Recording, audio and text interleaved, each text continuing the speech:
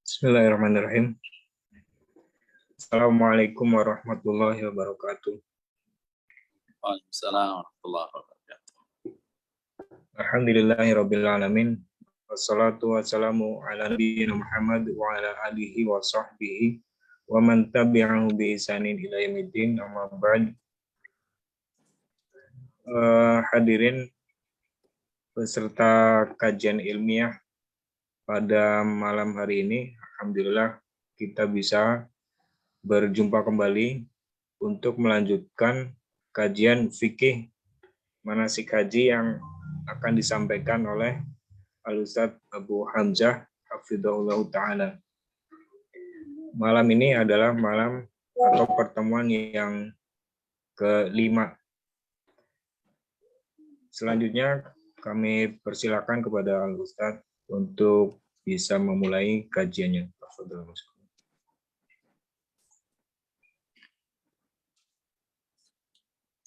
Assalamualaikum warahmatullahi wabarakatuh.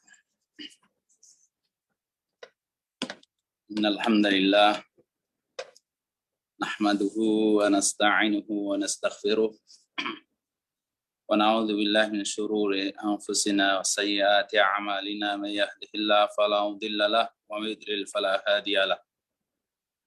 Alhamdulillahilladzi ya'lamu ma fis samawati wa ma fil ardi ma yakunu min najwa thalathatin illa huwa rabi'uhum wala khamsatin illa huwa sadisuhum wala adna min dhalika wala aktsara illa huwa ma'ahum aina ma kanu thumma yunabbi'uhum bima 'amilu yawmal qiyamah innallaha bikulli syai'in 'alim. Wa asyhadu an la ilaha illallah wahdahu la syarika lah wa asyhadu anna Muhammadan 'abduhu wa rasuluhu wa ba'd. Ikhwani wa akhwati rahimani wa rahimakumullah. Kita akan melanjutkan kajian kita tentang pembahasan fikih haji. Pada sore hari ini kita masih melanjutkan kajian tentang fadlul hajj, fadilah daripada ibadah haji. Kita lanjutkan tentang hikamul hajj, hikmah-hikmah daripada ibadah haji. Qala Syekh hafizahullah, Syekh Sa'ad bin Sa'id al-Hajuri, fadlul hajj annahu yajma'ul ibadat al-qalbiyah wa qawliyah wal badaniyah wal maliyah. Di antara fadilah ibadah haji bahwasanya ibadah haji, dalam ibadah haji terkumpulnya berbagai macam jenis ibadah. Terkumpulnya berbagai macam jenis ibadah, ibadah qalbiyah, ibadah dengan hati, dengan niat, dengan qasad, dengan tujuan, wal qauliyah, dan juga ucapan-ucapan, doa, zikir, wal badaniyah, dan juga ibadah yang berhubungan dengan badan, anggota badan, dengan jasad manusia, dan juga wal maliyah, dan dengan harta.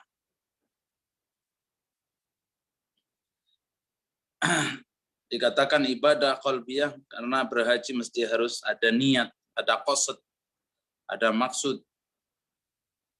Oleh karena dikatakan rukun haji yang pertama adalah al-ihram. Al-ihram artinya niat memasuki fin nusuk, ada niatud dukhul fin nusuk, niat untuk melaksanakan ibadah haji. Artinya ketika seseorang tidak ada niat untuk berhaji, ketika berada di mikot tidak berniat untuk berhaji, maka tidak sah ibadah hajinya. Kemudian terkait kauliyah, adanya zikir, doa, bertalbiyah, membaca Al-Quran, al-amru bil ma'ruf wa nahyi 'anil munkar, dan seterusnya. Dan begitu pula ibadah badaniyah, adanya safar, tawaf, sa'i, wukuf di Arafah, di Muzdalifah, mabit di Mina, dan seterusnya. Berkaitan dengan maliyah karena haji mesti harus dengan biaya, ya. Dengan biaya mesti mengeluarkan biaya yang begitu besar, ya, tidak sedikit. Kemudian fadilah haji berikutnya adalah annahu sababun min asbabir rizq, sebab yang mendatangkan rezeki, di antara sebab atau faktor seseorang mendapatkan rezeki karena berhaji. Sebagaimana Nabi SAW sabdakan, tabi'u bainal haji wal umrah fa innahuma yanfiyanil faqra wal dzunub. Iringi, ikuti terus ibadah haji dan umrah, karena kedua amalan ibadah ini yanfiyani al faqra wa dzunub, mengangkat, mengentaskan kefakiran dan menghapuskan dosa. Kemudian berikutnya bahwasanya ibadah haji adalah ibadatul umur. Ibadah umur artinya apa? Bahwasanya seorang muslim dan muslimah tidak wajib melaksanakan ibadah haji kecuali hanya sekali dalam seumur hidupnya. Berbeda dengan ibadah-ibadah yang lainnya. Ada yang bersifat rutinitas harian, sehari 5 kali, itu wajib, sholat wajib. Ada yang bersifat rutinitas tahunan, yaitu puasa Ramadan, zakat mal, ya, zakat fitrah. Jadi macam-macam ibadah, ada yang bersifat harian, ada yang bersifat mingguan, itu sholat Jumat, ada yang bersifat tahunan, dan seterusnya. Kemudian di antara fadilah ibadah haji adalah annahu khitamul amr, bahwasanya ibadah haji adalah merupakan penutup urusan seorang muslim, ya. Yang dimaksud di sini adalah khitamul faraid, penutup kewajiban di antara kewajiban seorang muslim, yaitu adalah melaksanakan rukun Islam yang kelima. Rukun Islam ada 5, dan rukun Islam yang kelima adalah ibadah haji dan sekaligus penutup di antara rukun. Kemudian di antara fadilah berikutnya adalah al-istijabatu lillahi ta'ala. Ketika seseorang melaksanakan ibadah haji, maka ia dengan demikian ia telah melaksanakan perintah Allah. Melaksanakan perintah Allah. Mentaati, memenuhi panggilan Allah SWT. Kenapa? Li'annahu amara bihi wa farradahu. Karena dialah Allah yang memerintahkan hambanya untuk berhaji dan Allah yang mewajibkannya. Dan juga ketika seorang muslim melaksanakan ibadah haji berarti wal istijabah lir Rasul sallallahu alaihi wasallam, berarti melaksanakan, mengijabai, memenuhi panggilan Rasulullah sallallahu alaihi wasallam karena Nabi memerintahkannya. Oleh karenanya beruntunglah, keberuntungan yang sangat besar bagi hamba-hamba Allah yang telah melaksanakan ibadah umrah dan haji. Yaqulullahu ta'ala wa man yuti'illaha wa rasulahu faqad faza fawzan 'azima. Barang siapa yang mentaati Allah dan Rasulnya, maka sungguh ia telah beruntung dengan keberuntungan yang amat sangat besar. Dan orang yang beruntung, wa kana ma'an nabiyyin wasiddiqin wasyuhada wassalihin wa hasuna ulaika rafiqa. Niscaya mereka kelak akan dikumpulkan bersama para nabi, orang-orang yang jujur, para siddiqin, dan orang-orang yang mati syahid, dan orang-orang saleh. Ikhwani wa akhwati rahimakumullah. Kemudian di antara fadilah haji adalah annahu jihadun nisa wa jihadud du'afa wa jihadul jubana. Bahwasanya ibadah haji adalah jihadnya para wanita, jihadnya orang-orang yang lemah, jihadnya orang-orang yang penakut menghadapi musuh-musuh Islam. Itu jihadun la syauka fi. Haji merupakan jihad yang tidak ada duri, tidak ada aral, rintangan, ya. Artinya tidak jihad yang tidak, maksudnya tidak ada aral rintangan, jadi tidak berbahaya karena jihad imma mati ya karena ketembak atau mungkin kena pedang dan sebagainya, atau mungkin kalau sekarang kena panah, kena peluru, kena bom dan seterusnya. Kemudian di antara fadilah haji az-zuhdu fid dunya wa taqallul minha li'annaha mata'un zailun wa ta'ul ghurur. Ketika seseorang berhaji berarti dia adalah orang zuhud terhadap dunia. Ya, karena betapa banyak di antara kaum muslimin dan muslimat yang secara fisik dan materi mampu tetapi tidak peduli atau tidak perhatian, ya. Bahkan seolah-olah ibadah haji bukanlah suatu kewajiban. Padahal dunia ini adalah kehidupan yang bakal sirna dan kesenangan yang memperdayakan. Wa mal hayatud dunya illa mata'ul ghurur. Tidaklah kehidupan dunia melainkan kesenangan yang memperdayakan. Khani wa akhwati rahimakumullah, sebenarnya fadail tentang ibadah haji banyak sekali, la tuhsa, tidak mungkin terhitung. Namun itulah di antaranya. Kemudian hikamul haji, di antara hikmah haji.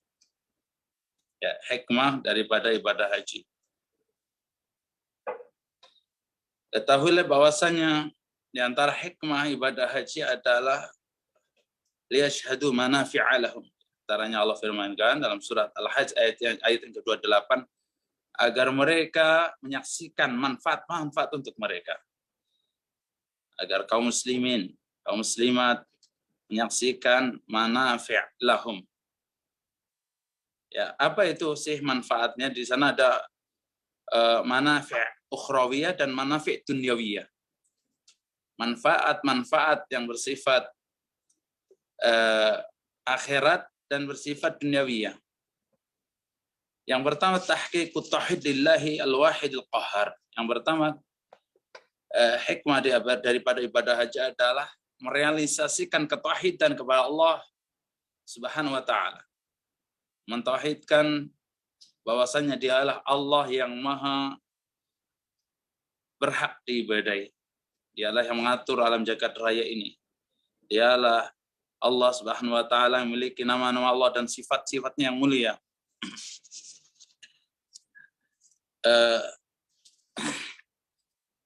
Oleh karenanya Nabi SAW ketika berhaji, ketika berumrah mengajarkan doa, mengajarkan talbiyah, ya, talbiyah. Ya, di mana isi daripada talbiyah adalah ketauhid dan bentuk ketauhidan seseorang kepada Allah Subhanahu wa taala. Labbaik Allahumma labbaik, labbaik la syarika lak, labbaik innal hamda wan ni'mata lak wal mulk la syarika lak. Aku penuhi panggilan-Mu ya Allah, ya. Aku penuhi panggilan-Mu, tidak ada sekutu bagimu. Sesungguhnya segala puji, nikmat untuk-Mu dan juga kerajaan. La syarika lak, tidak ada sekutu bagimu ya Allah. Sahabat Jabir bin Abdullah mengkisahkan bahwasanya ahallan Nabi sallallahu alaihi wasallam bitauhid. Nabi sallallahu alaihi wasallam bertalbiyah dengan bertauhid. Ai labba bihadi talbiyah, yaitu bertalbiyah dengan kalimat talbiyah ini. Labbaik Allahumma labbaik, labbaik la syarika lak, labbaik. Innal hamda wan ni'mata lak wal mulk la syarika lak. Oleh karenanya ketika seseorang berada di Arafah, itu ada satu doa yang paling afdol, di mana doa, ya, doa itu dipanjatkan oleh saya dan para nabi, kata Nabi. Afdalud doa, doa Arafah. Seutama-utama, sefadilah-fadilah doa adalah doa yang dipanjatkan pada hari Arafah. Wa afdalu ma qultu ana wan nabiyyun min qabli, dan seutama-utama doa yang kupanjatkan, yang saya berdoa dengannya, saya dan juga para nabi sebelumku, yaitu adalah doa la ilaha illallah wahdahu la syarikalah. Ya, la ilaha illallah wahdahu la syarikalah, lahul mulku wal hamdu yuhyi wa yumiitu wa huwa ala kulli syai'in qadir. La ilaha illallah wahdahu la syarikalah, lahul mulku wal hamdu wa huwa ala kulli syai'in qadir. Ini doa yang paling afdal. Sampai Nabi berkata apa? Khairu ma qultu ana wan nabiyun. Ana wan nabiyun. Sebaik-baik yang kupanjatkan berdoa dengan doa ini, saya dan juga para nabi, itu doa mentauhidkan Allah.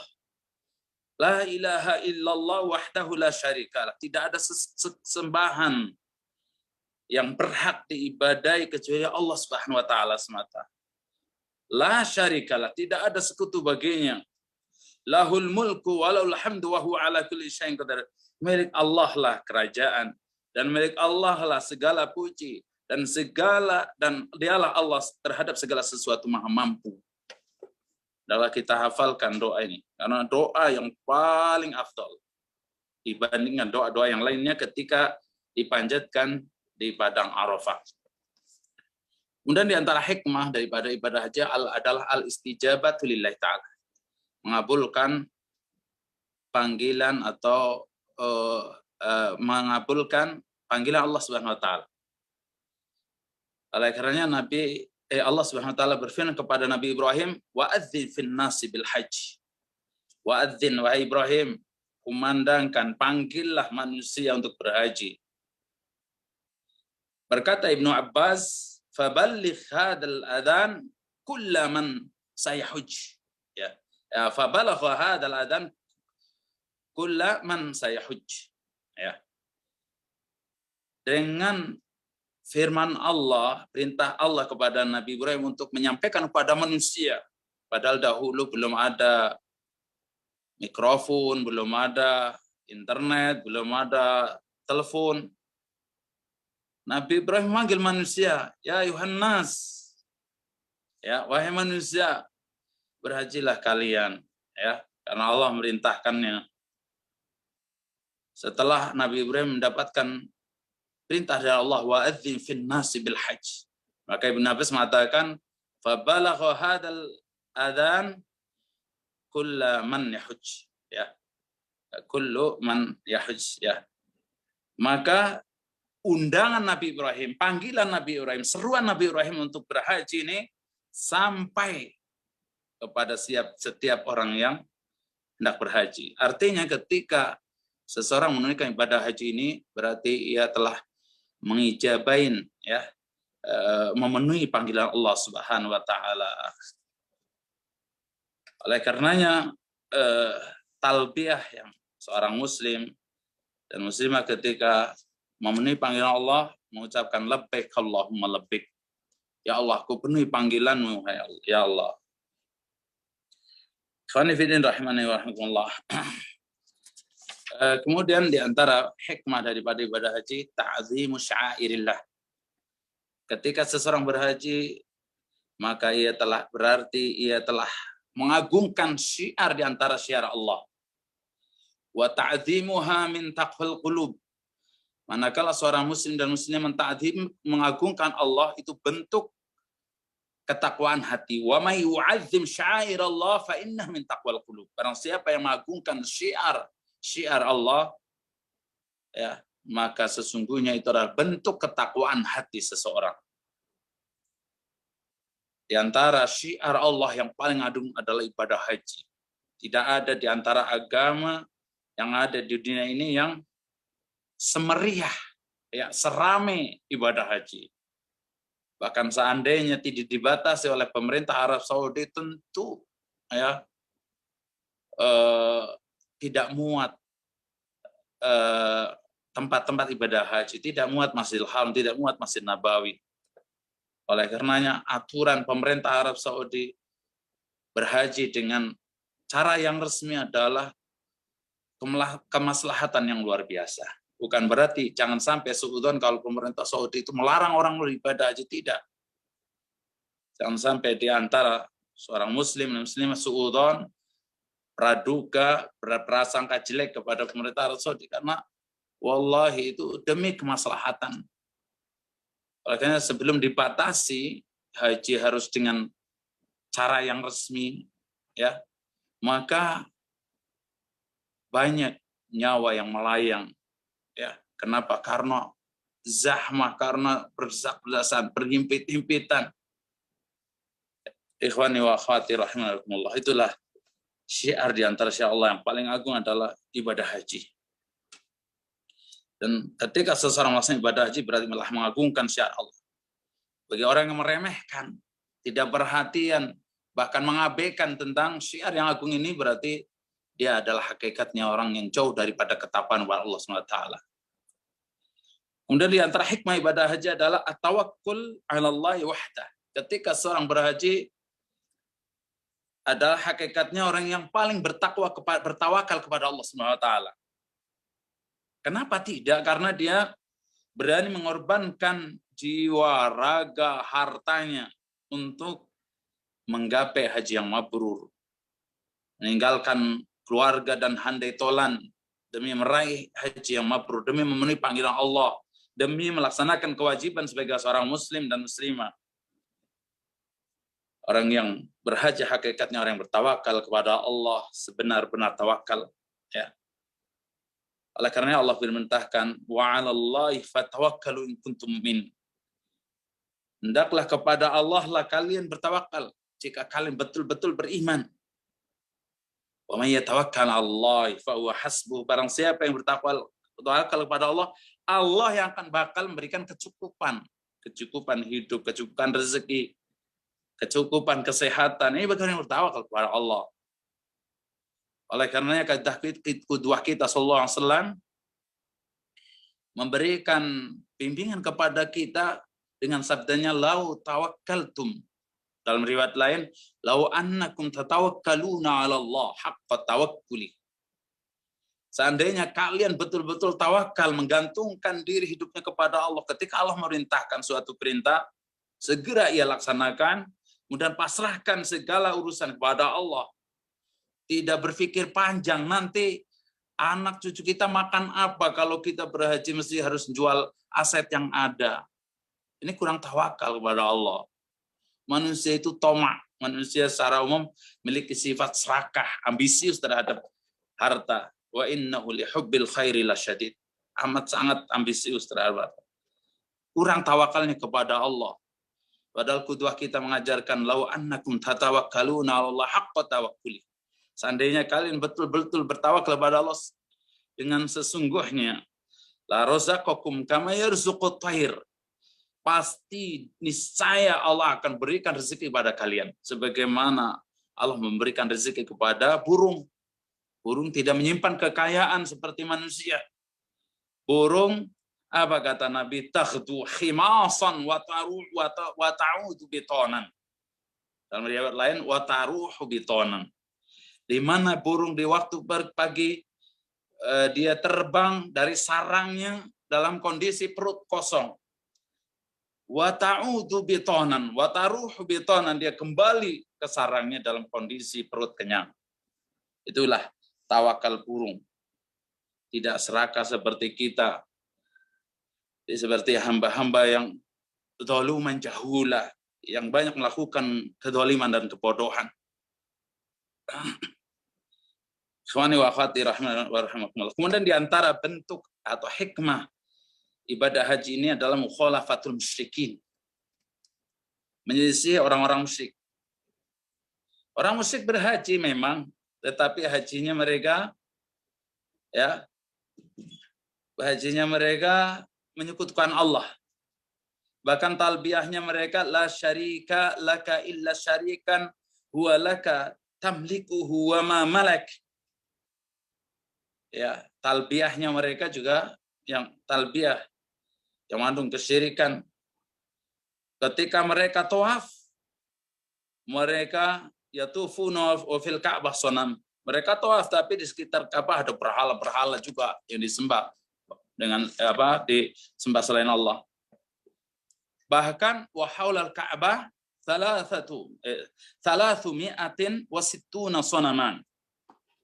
Bahkan dikala itu orang-orang musyrik ya bertawaf di sekitar Ka'bah ada 360 berhala. Mereka dalam keadaan telanjang. Ya, ketika mereka bersa'i orang-orang musyrik, mereka bersa'i antara dua berhala. Salah satu di antara berhalanya diletakkan di Bukit Sofa, yang lainnya di Bukit Marwah. Dan seterusnya. Orang musyrik melakukan ibadah haji, tetapi ibadah hajinya penuh dengan kesyirikan. Oleh karena orang yang berhaji hakikatnya hikmah adalah menyisi orang-orang musyrik. Orang muslim yang berhaji mentauhidkan Allah SWT. Orang musyrik berhaji menyekutukan Allah SWT. Kemudian yang keenam di antara hikmah dari ibadah haji, mudawamatul amali sholeh wa adamun qita'i. Continue untuk melaksanakan amal soleh tanpa henti-hentinya. Ya. Oleh karenanya Allah SWT dalam surat Al-Baqarah ayat yang ke-198 yaqul fa idza qadaytum min arafatin fa idza afattum min arafatin fadhkurullaha 'inda al-masy'aril haram. Ya, apabila kalian telah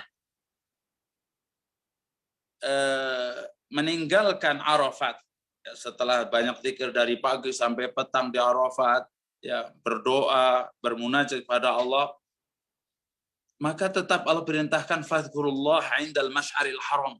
Terus berzikir kepada Allah di Masy'aril Haram, ya di Muzdalifah. Wadhkuruhu kama hadakum. Dan teruslah kalian berzikir kepada Allah sebagaimana Allah telah memberikan hidayah kepada kalian. Ikhwani wa akhwati rahimakumullah. Kemudian di antara hikmah daripada ibadah haji, tudzakkirul akhirah bis safar. Ibadah haji hakikatnya mengingatkan akhirat tentang safar, di mana safar ketika seseorang safar ke negeri akhirat itu hanya membawa kain yang dipakainya, ya. Ketika kita berhaji hanya membawa kain ihram yang kita pakai, itu mengingat kita akan bahwasanya setiap kita akan memakai kain kafan. Ketika kita berada di Arafah, ketika kita sedang wukuf di Arafah di sana, mengingatkan kita adanya yaumul jama' fi arasatil qiyamah, di mana manusia sejak zaman Nabi Adam hingga umat Nabi kita sallallahu alaihi wasallam dikumpulkan dalam satu tempat, arasat yang al-qiyamah, yaitu buq'ah la bina'a fiha. Buq'ah di suatu tempat yang tidak ada bangunan padanya. Seluruh manusia kumpul. Bahkan nanti kelak dalam keadaan uratan, hurlan, semuanya telanjang. Yang pejabat, yang presiden, kepala negara, ya, dan seterusnya, ya, nggak ada bedanya dengan hamba sahaya dalam keadaan telanjang.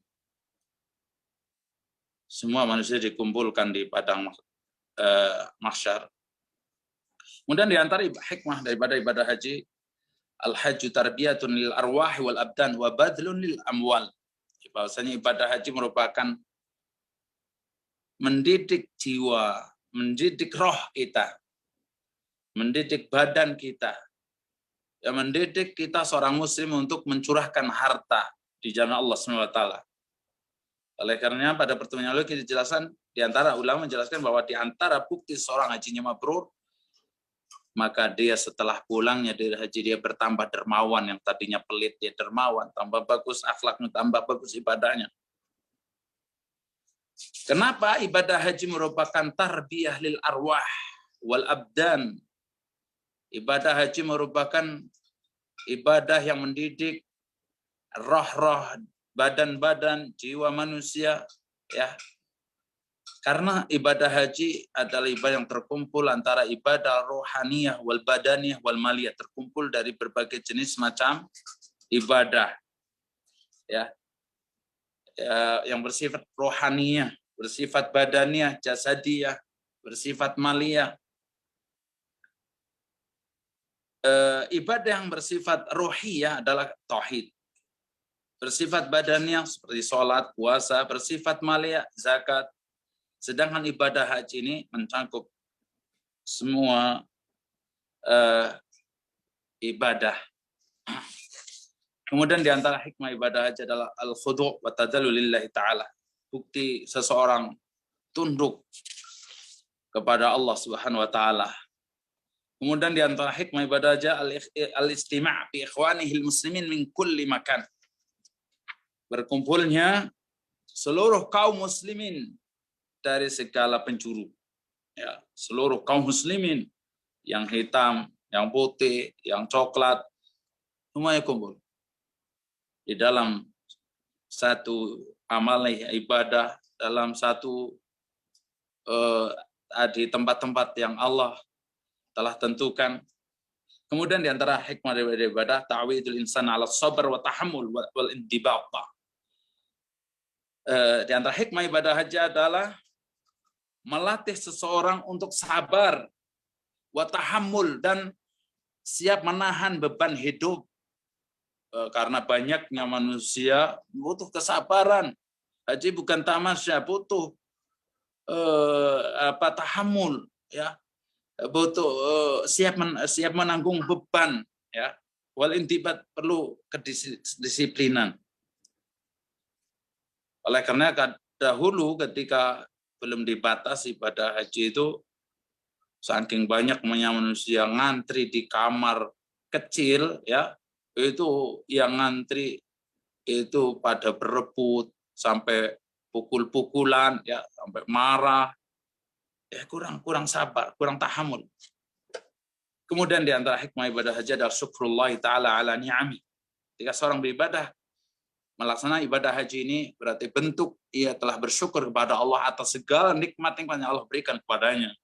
Ada nikmat jasad yang sehat, adanya nikmat Allah berikan rezeki, ya, dan terpenting adalah nikmat agama, ya, nikmat keimanan, ya, nikmat ini yang menjadikan, yang mendorong kita untuk melaksanakan perintah Allah SWT. Kemudian ibadah haji di antara hikmahnya adalah azhud fid dunya wa raghbah fil akhirah. Melatih seseorang untuk zuhud di dalam kehidupan dunia, ya, dan cinta terhadap akhirat. Cinta terhadap akhirat. Kemudian yang terakhir tarwijus sila. Ibadah haji merupakan tarwij as-sila, ya, tempat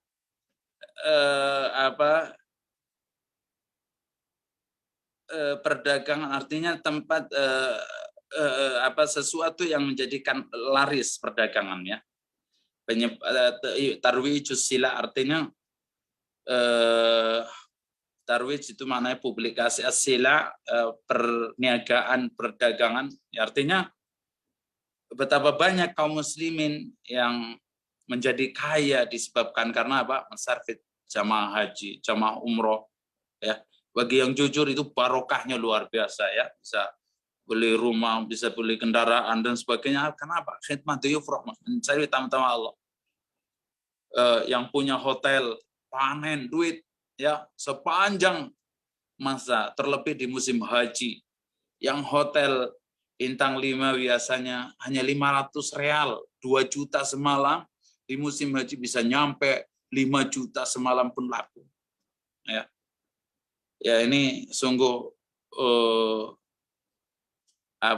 kesempatan emas bagi para pembisnis, para pedagang. Ini diantara ibadah haji yang diantara amalan ibadah yang mendatangkan kebaikan dunia akhirat adalah ibadah haji dan umroh. Ya. Oleh karenanya kaum muslimin banyak mengambil manfaat dari agenda atau acara, ya, perjalanan ibadah haji ini. Ya, ibadah haji. Bahkan pemerintah kita, pemerintah Arab Saudi terlebih-lebih itu di musim haji adalah musim panen rezeki, ya, musim panen rezeki. Bagi pemilik travel yang jujur dan amanah juga panen rezeki. Tapi kalau yang tidak jujur, tidak amanah, mestinya hancur. Bahkan di antara mereka masuk penjara, ya, di antara mereka jadi bangkrut, ya, gara-gara tidak amanah. Wallahu a'lam bishawab. Itulah di antara fadilah dan hikmah daripada ibadah haji. Saya kembalikan kepada moderator. Tafadhol. Alhamdulillah, sesi pertama sudah kita lewati. Kemudian sesi selanjutnya, bagi yang ingin bertanya, tafadhol bisa melalui suara atau bisa melalui tulisan melalui chat room.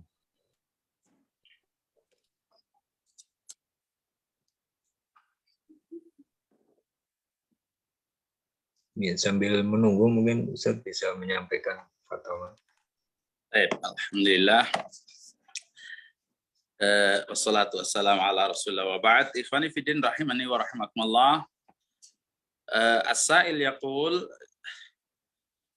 man wakkala syakhsan liyahujja an ummihi thumma alima ba'da dhalika anna hadha syakhs qad akhadha wakalatin adidatin وقد أخذ وكالات عديدة فما الحكم حينئذ أفتونا غفر الله لكم.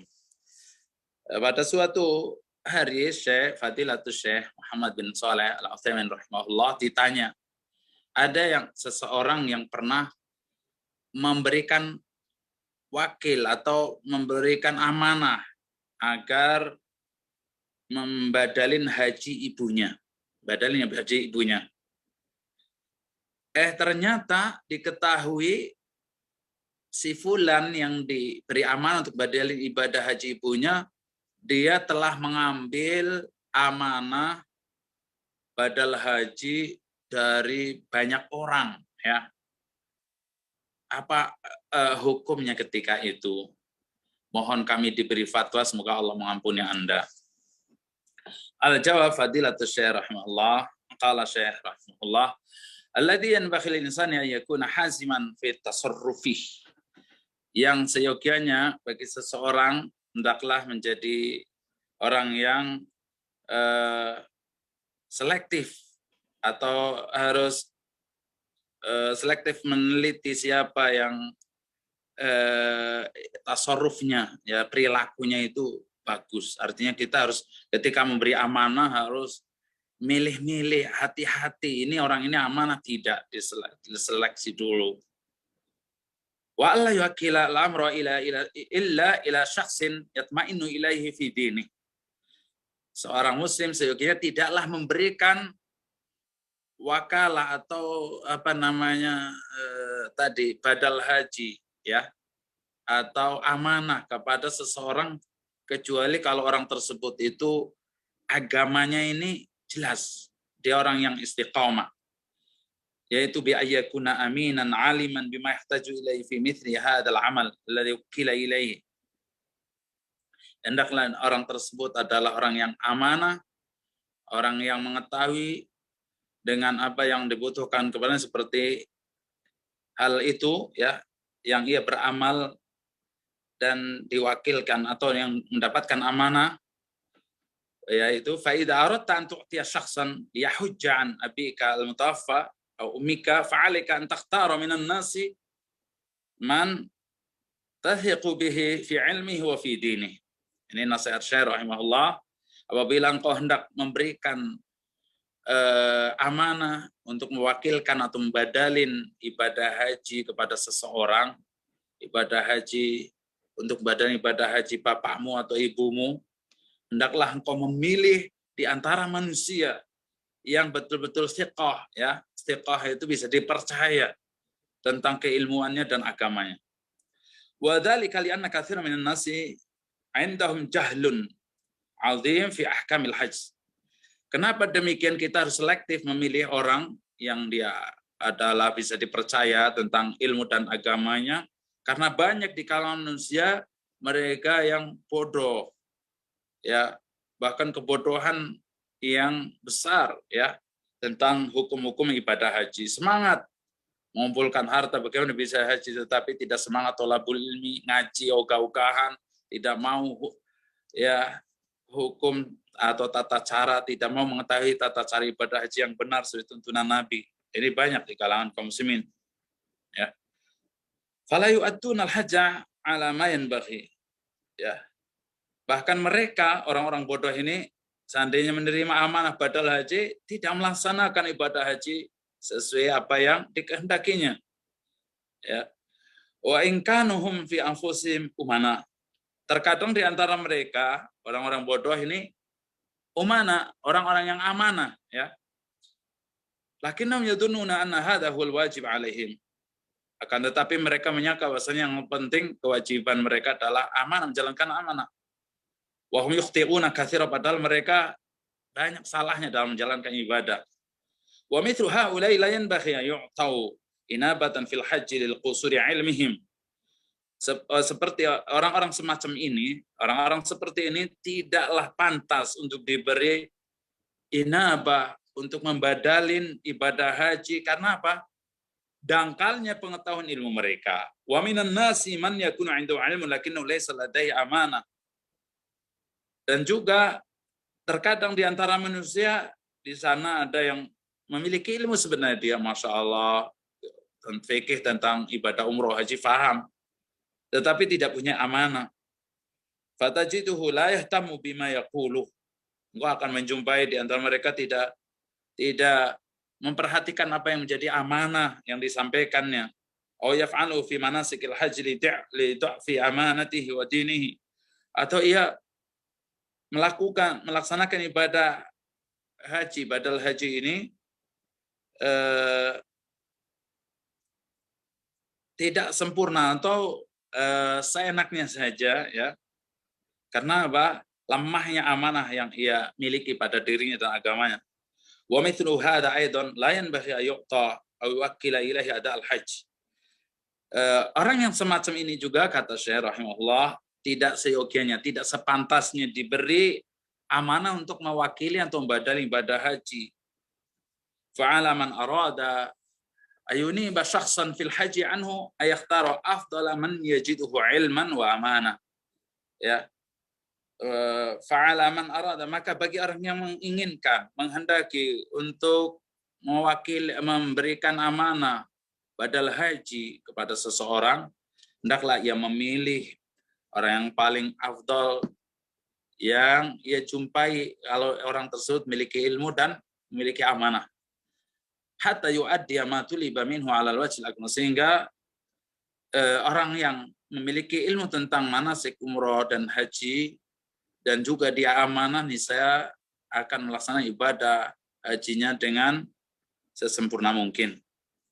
Ikhwani fiddin wa akhwati rahimani wa rahimakumullah. Kemudian qala Syekh rahimahullah, wa hadha rajul alladhi dzakara as-sa'il anhu a'tahu li yahujja an walidihi wa sami'a fima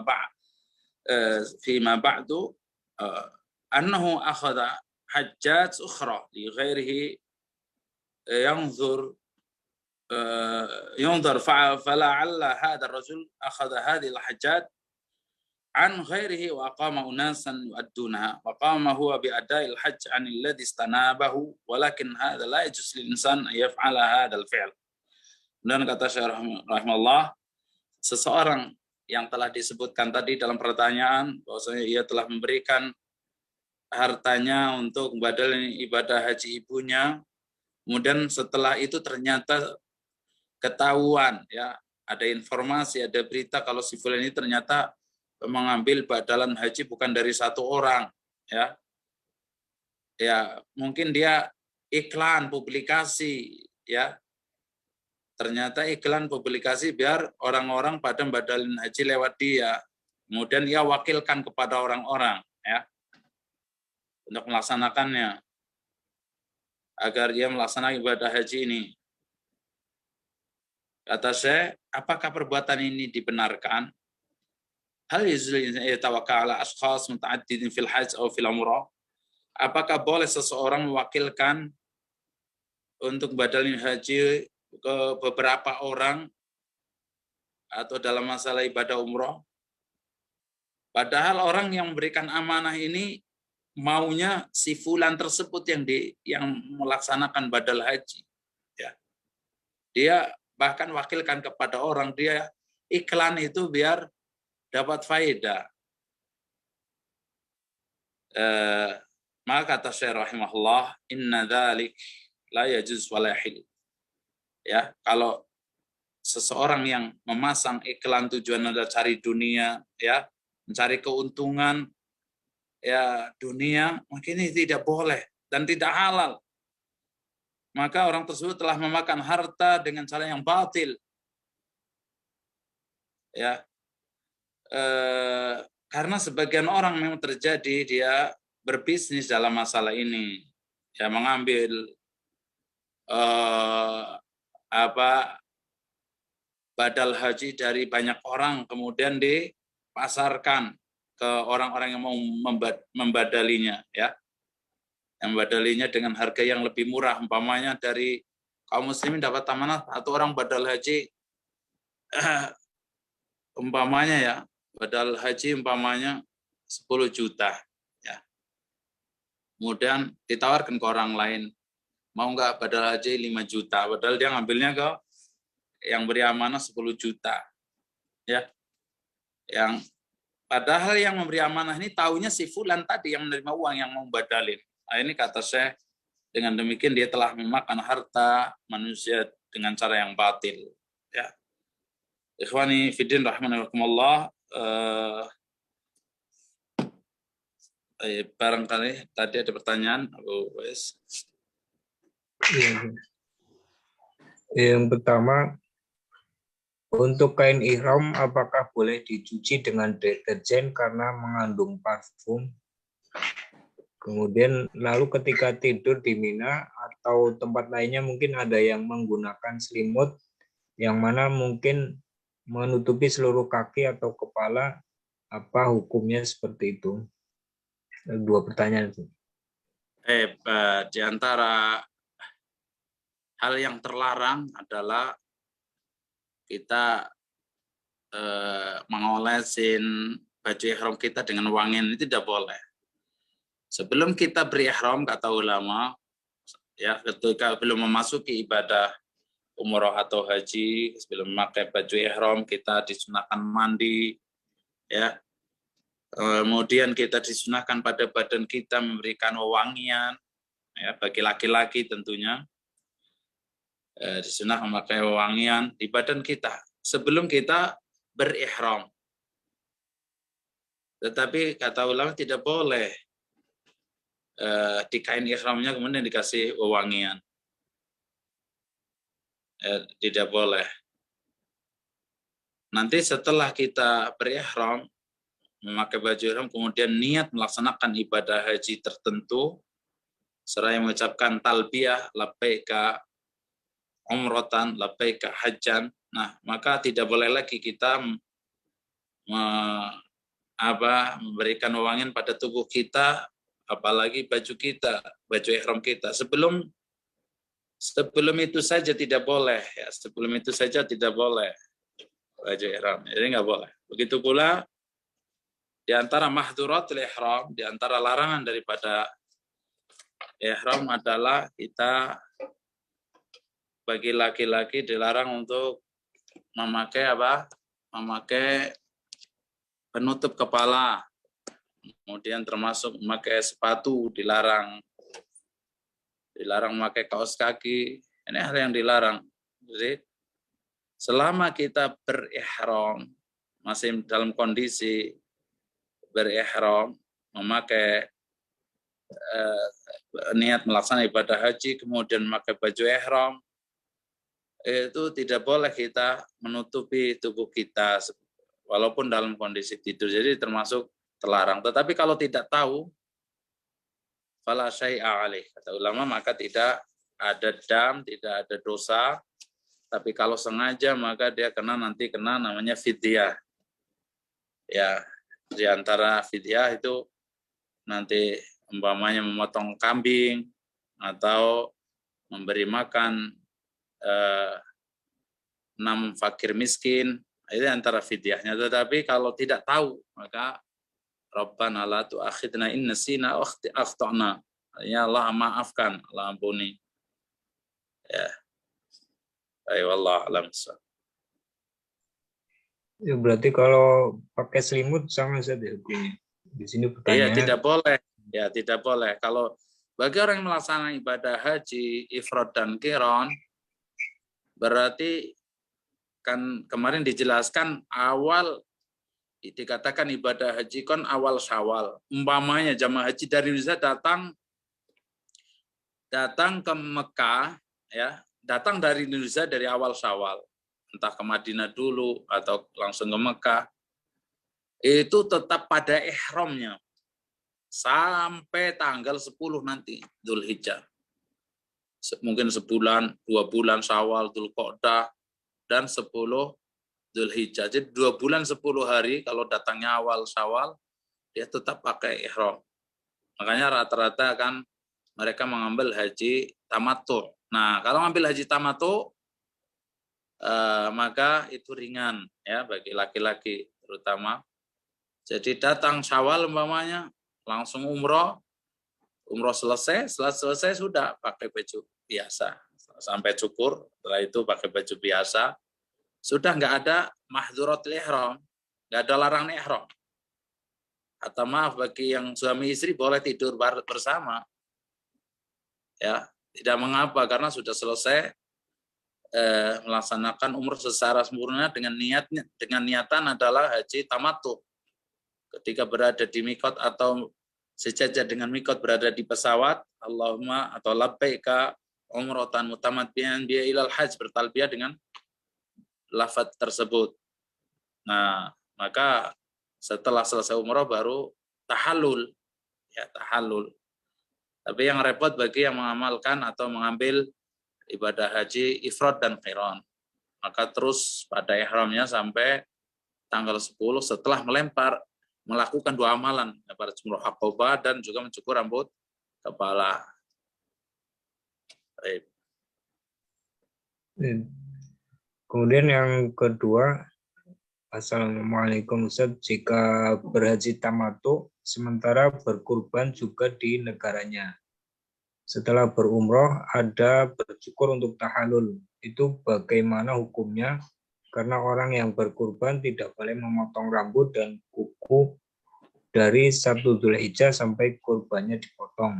Apabila telah masuk 10, ini di dalam hadis riwayat Muslim, apabila telah masuk 10 pertama Dzulhijjah dan kalian ingin menyembelih kurban, maka janganlah dia memotong rambut dan kukunya sedikit pun.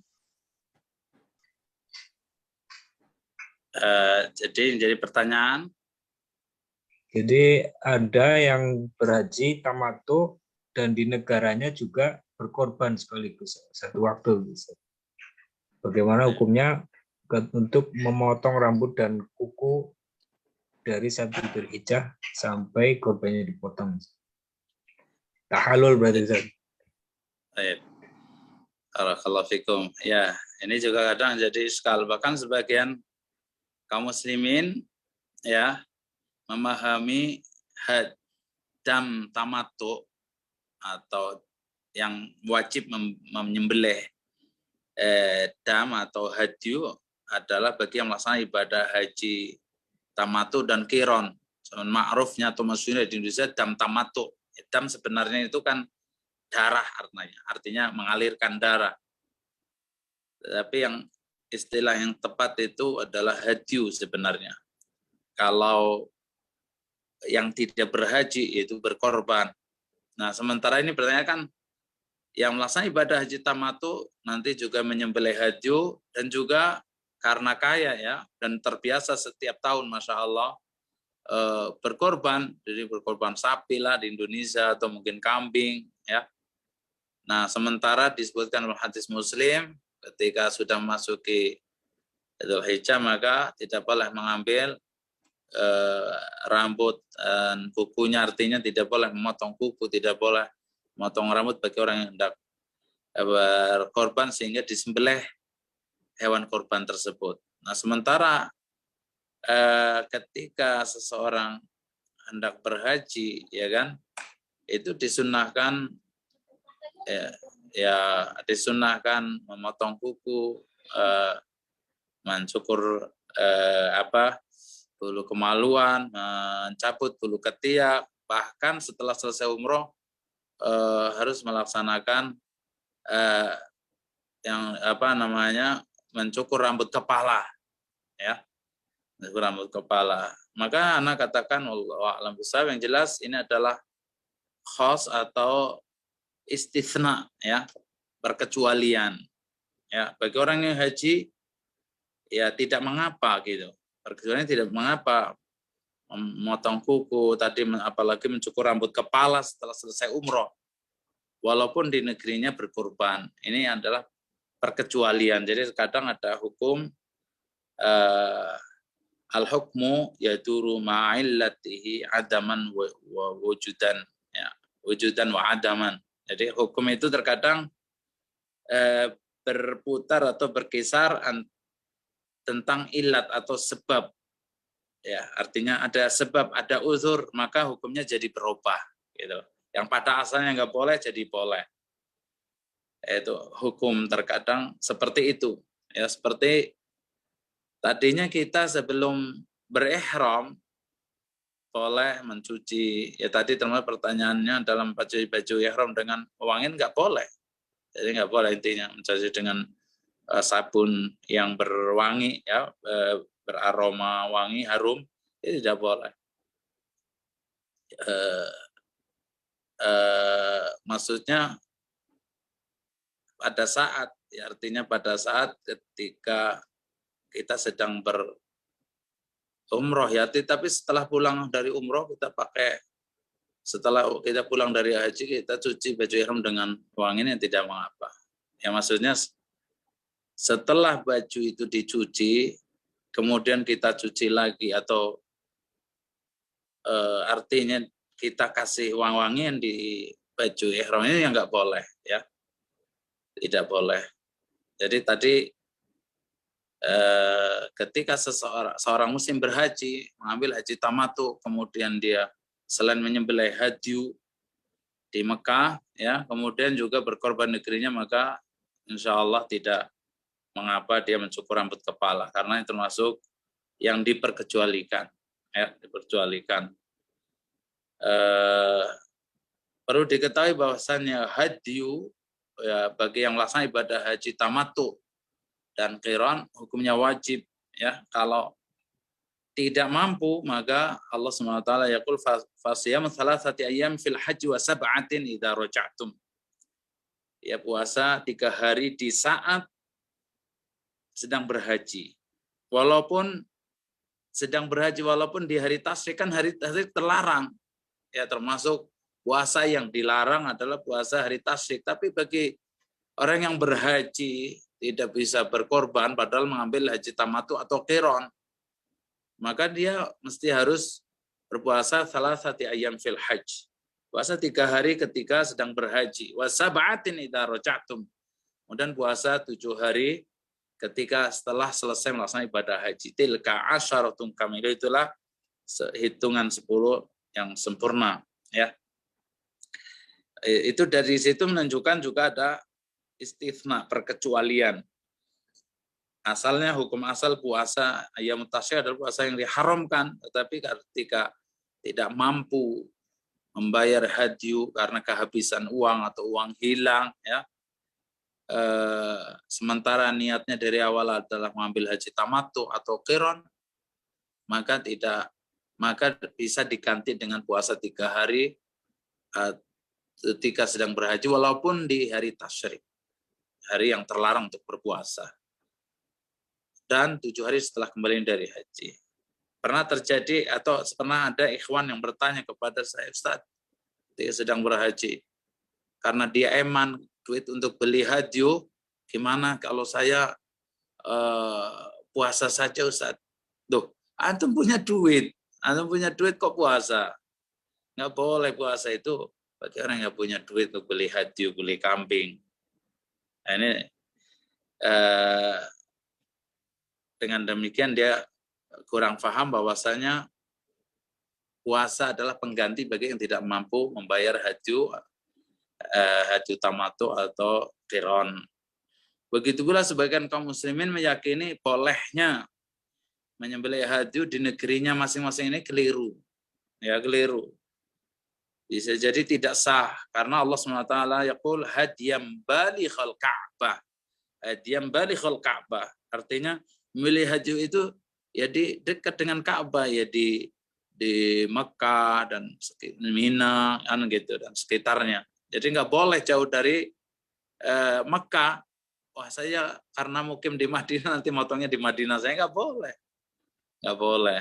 Ya, apalagi di Indonesia, apalagi di negara yang lebih jauh lagi, kota yang lebih jauh lagi, negara yang lebih jauh, nggak boleh.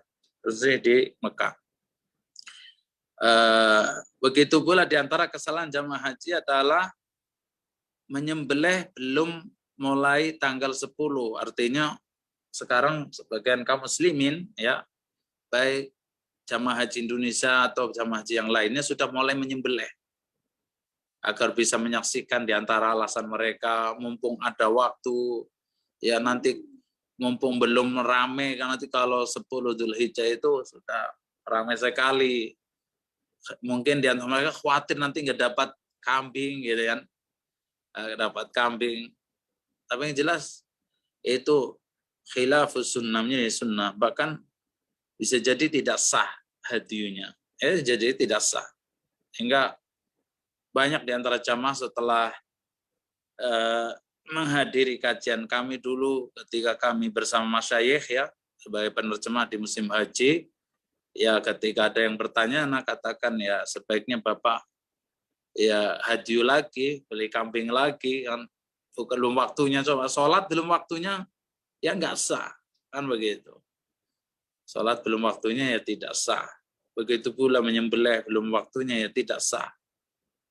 Jadi menyembelih hadyu tamattu atau qiron seperti waktunya seperti kurban, yaitu mulai 10 Dzulhijjah hingga ayam tasyrik. Wallahu a'lam. Wes, masih ada pertanyaan? Ini satu lagi pertanyaan. Untuk yang mengambil haji tamattu, umrohnya harus dilakukan di antara tanggal berapa? Ya Kemudian umrohnya untuk haji tamattu tahalul total 3 kali. 1 setelah umroh, 2 tanggal 10 Dzulhijjah, menggundulkan kepala, yang 3 setelah tawaf ifadah.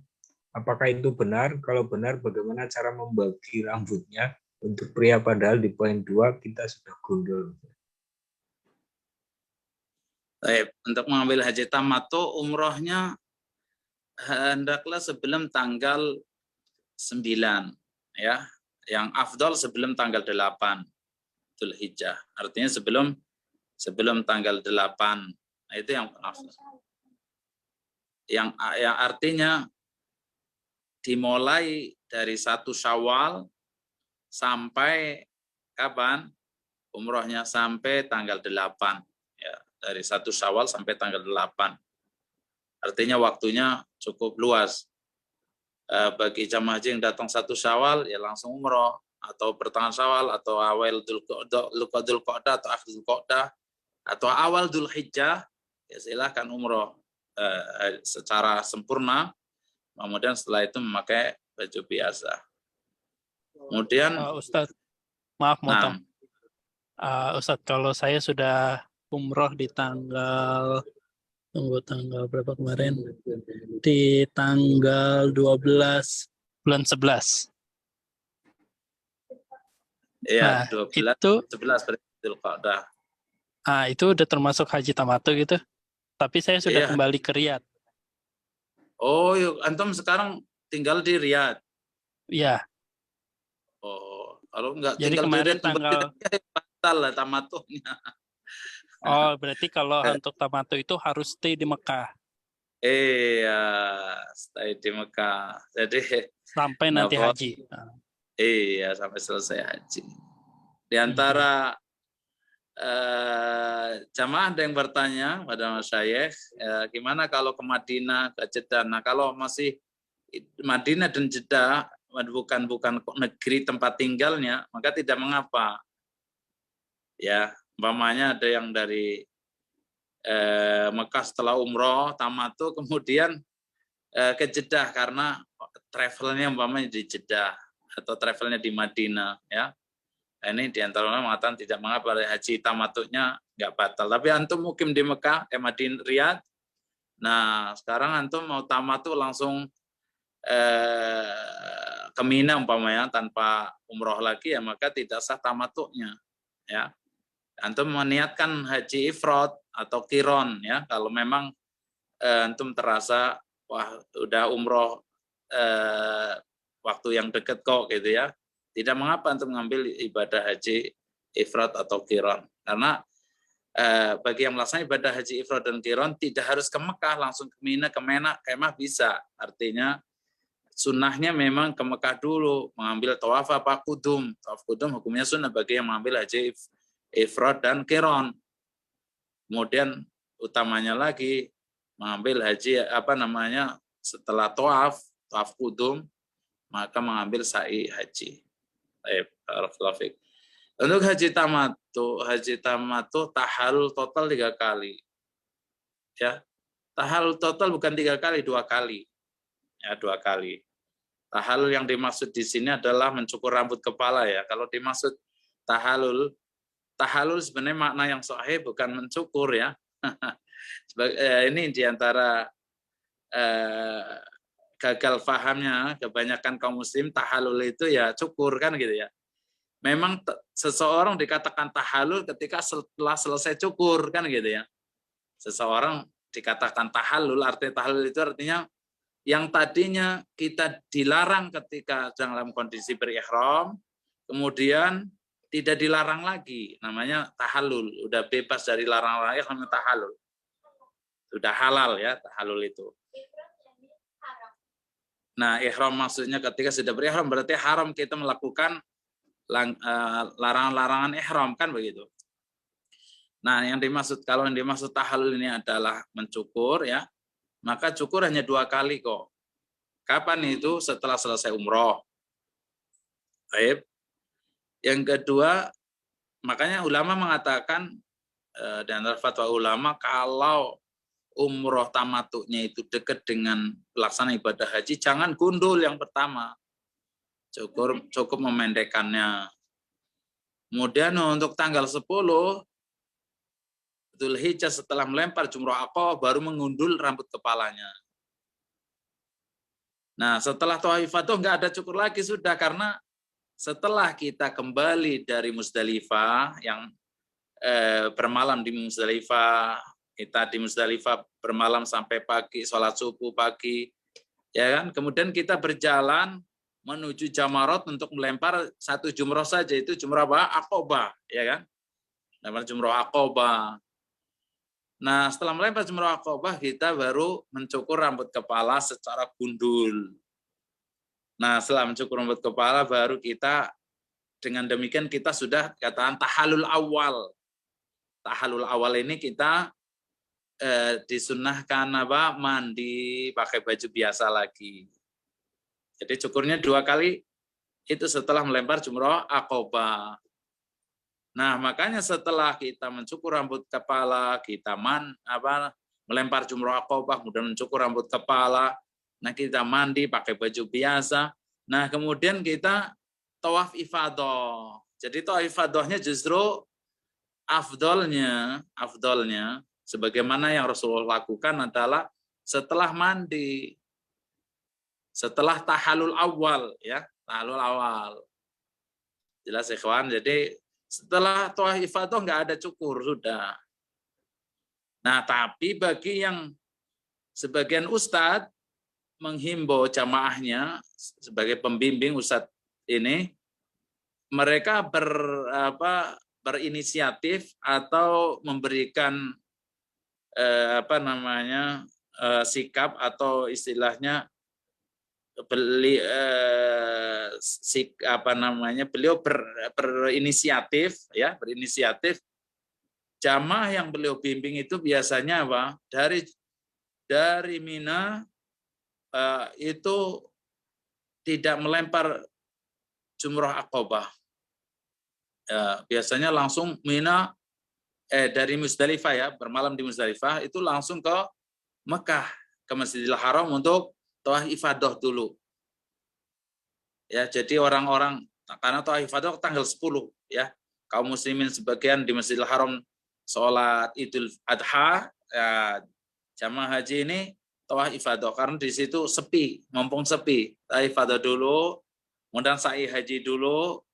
Setelah itu baru ke Jamarat, ke Mina, lempar jumrah Aqabah, mencukur rambut kepala gitu ya. Nah, boleh, itu boleh karena Nabi SAW pada amalan pada tanggal 10 itu ada 5 dan Nabi bersabda if'al wala haraj. Mendahulukan mana saja boleh. Ya walaupun boleh saya katakan tapi tentunya yang utama sebagaimana Rasulullah lakukan. Nabi SAW yaqul khudhu anni manasikakum. Memang Nabi dalam sabda yang lain if'al wala haraj. Silahkan kalian lakukan tidak dosa ya. Tidak masalah, no problem. Mau melempar jumrah dulu, Aqabah, mau cukur dulu, mau memotong hadiyu dulu, mau tawaf ifadah dulu, mau sa'i, silahkan. Nah, gitu. Itu 5 amalan di Yaumun Nahar pada hari 10 Dzulhijjah dikatakan Yaumun Nahar. Makanya dikatakan ulama Hajjul Akbar itulah Yaumun Nahar ya. Sebagian kaum muslimin atau orang Arab meyakini Haji Akbar itu haji yang hari Arafahnya jatuh pada hari Jumat. Nah, ini keliru, salah paham. Haji Akbar itulah di mana Yaumun Nahr itu. Ikhwan, jadi nggak ada cukur 3 kali. Jadi yang maksud tahallul cukur, maka cukur hanya 2 kali bagi yang melaksanakan haji tamattu. Tadi makanya repot kan, apakah itu benar? Kalau benar bagaimana cara membagi rambutnya untuk ya padahal ya di poin 2 kita sudah gundul kan gitu ya. Ya kan repot karena nggak ada caranya jadi repot. Ya. Ya karena nggak ada caranya jadi repot. Jadi cukur gimana yang kedua sudah tanggal 10 udah cukur mau cukur yang ketiga kan gitu. Ya. Jadi hanya 2 kali. Wallahu a'lam. Itulah yang bisa saya sampaikan, kembalikan kepada salat. Fadhal masykur. Jazakumullahu khairan atas materi dan jawaban dari pertanyaan-pertanyaannya. Alhamdulillah kajian pada kesempatan malam hari ini sudah kita lewati dan mudah-mudahan besok kita lanjutkan untuk kajian fikih manasik haji bersama Al-Ustaz Abu Hamzah hafizahullah ta'ala. Kajian malam hari ini kita tutup dengan doa kafaratul majlis. Subhanakallahumma bihamdika asyhadu an la ilaha illa anta astaghfiruka wa atubu ilaik. Assalamualaikum warahmatullahi wabarakatuh. Waalaikumsalam warahmatullahi wabarakatuh.